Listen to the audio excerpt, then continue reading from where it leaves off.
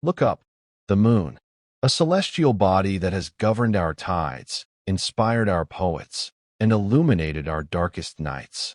For billions of years, it has hung in the void, a symbolic gesture of conquest, a powerful statement of human ambition. Yet, that flag, we discover, is a profound lie. That moment of triumph did not secure ownership for any one nation. And so, as a new space race accelerates, fueled by the relentless ambition of both governments and billionaires, the foundational question of the cosmos resurfaces. Who truly owns the moon? Is it the world's most powerful nations, those who possess the technology to reach it? Is it the private corporations who seek to mine its valuable resources? Or is it, perhaps, a common heritage of humanity, belonging to no one, and therefore to everyone? Tonight, we journey into the complex, often contradictory, realm of space law. We will unearth the forgotten treaties of the Cold War, dissect the philosophical arguments of ownership, and confront the chilling reality of a future where property rights extend far beyond the borders of our fragile planet. The answer, we find, is not written in the dust of the moon, but in the brittle ink of an international agreement. The story of lunar ownership is not a modern conflict. It is a story born from the very height of the Cold War. In 1967, at a moment when both the United States and the Soviet Union possessed the capability to plant their respective flags on the moon, a profound and necessary moment of sanity prevailed. Nations came together, driven by the shared understanding that claiming celestial bodies could ignite a war that would engulf the entire solar system. The result was the Outer Space Treaty of 1967. This treaty, ratified by over 110 nations, is the cornerstone of all space law. In its most critical declaration, the answer that governs the moon today is clear and absolute. Outer space, including the moon and other celestial bodies, is not subject to national appropriation by claim of sovereignty, by means of use or occupation, or by any other means.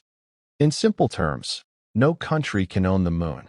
The American flag is merely a souvenir of a scientific mission, not a legal claim. The treaty explicitly forbids nations from extending their terrestrial borders beyond Earth's atmosphere. This was a powerful, almost philosophical agreement. The very heavens were deemed too sacred for human conflict. But this noble clarity, we discover, has been slowly eroded by a force far more powerful than nationalism: the relentless pursuit of profit. While the Outer Space Treaty firmly forbids nations from making territorial claims, it leaves a deliberate and increasingly exploited loophole regarding private individuals and corporations. The treaty is silent on whether a private entity can extract and own the resources of a celestial body. This ambiguity has fueled the ambitions of a new era of space barons and mining magnates.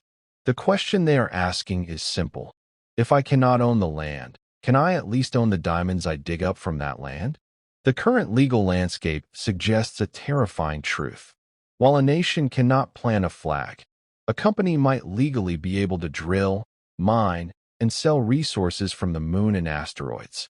In 2015, the United States passed the Commercial Space Launch Competitiveness Act, which explicitly grants U.S. citizens the right to own resources they obtain in outer space. Other nations have followed suit. This legal framework, driven by economic urgency, is slowly unraveling the very spirit of the 1967 treaty. The moon, we discover, may not be owned by a flag, but it is dangerously close to being owned by a balance sheet. This ethical dilemma forces us to confront a chilling possibility.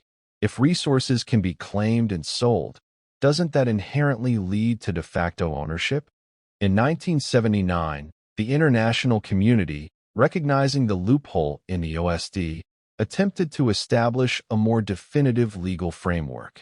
This led to the Moon Agreement. This document was far more radical and explicit. It declared that the moon and its natural resources are the common heritage of mankind. and that any exploitation must be done only after an international regime is established. This would have effectively prevented private entities from staking commercial claims. Yet, this agreement is one of the greatest failures in space law history. Why?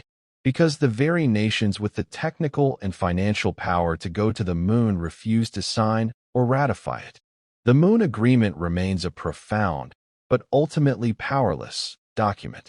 It is a noble aspiration, a philosophical ideal about sharing the cosmos, but it lacks the necessary signatures of the world's major players. Its failure reveals a deep, unspoken truth. While we may aspire to share, the ultimate decision of lunar access and resource control remains firmly in the hands of a few powerful nations who chose to keep their options open. Today, the framework of space ownership is being rewritten, not through universal treaties, but through bilateral agreements. The most significant development is the Artemis Accords, led by the United States and signed by over 30 nations. These accords are not a treaty. They are a set of principles designed to govern the conduct of nations participating in the Moon-to-Mars missions. These accords, we discover, firmly endorse the principle that extracting and utilizing space resources is permissible. They introduce the concept of safety zones, areas around lunar landing sites or mining operations that could effectively restrict other countries from entering. While proponents argue this is necessary for safety, critics worry that these safety zones are de facto claims of territory, a subtle way for nations to stake out their ownership without technically violating the 1967 Outer Space Treaty. The current trajectory is clear. The consensus is shifting away from the idealistic notion of common heritage and towards a pragmatic, resource-focused model. The moon is moving from being a neutral territory to a highly valuable and potentially contested piece of cosmic real estate. So, we return to our initial question: who owns the moon? The legal answer remains clear: no one. No nation, no corporation, and no individual has a legitimate claim to lunar sovereignty. But the real, philosophical truth is more complex. The moon is not merely a piece of real estate. It is a mirror reflecting our own choices. The 1967 treaty shows our potential for cooperation and lofty ideals. The failure of the Moon Agreement shows our fear and distrust. And the ongoing push for resource utilization shows our inherent, insatiable drive for consumption and profit. The moon is waiting. It is waiting for humanity to decide whether our future in the cosmos will be defined by the spirit of exploration and shared knowledge that led us there in 1969, or by the narrow, self-serving interests of extraction and territorial gain. The moon does not belong to us yet, but how we treat it in the coming decade will determine who we truly are as a species, and whether we carry the chaos of Earth into the serene vastness of the heavens. The choice, as always, is ours. The universe, as we've seen, holds secrets far grander than we often imagine.